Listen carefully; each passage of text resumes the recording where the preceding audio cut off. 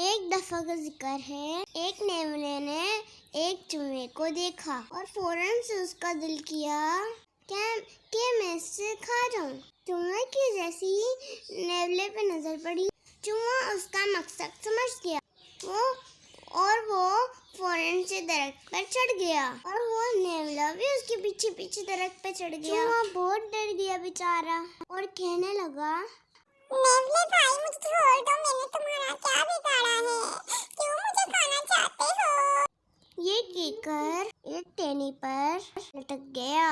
نیولا بولا، آج میں تجھے کھا جاؤں گا، تو کیا سمجھتا ہے تو بچ جائے گا؟ ابھی اپنی امی کو بلاتا ہوں، مامی مامی مامی۔ اس کے چلانے پر نیولے کی امی فوراً سے درخت نیچے آ جاتی ہے اور نیولا دانتوں سے ٹہنی کو کاٹ دیتا ہے۔ بیچارہ چوہا نیچے آ گرتا ہے اور ظالم نیولا اور اس کی ماں بیچارے چوہے کو کھا جاتی ہیں۔ ان کو چوہے پر بالکل بھی ترس نہیں آتا۔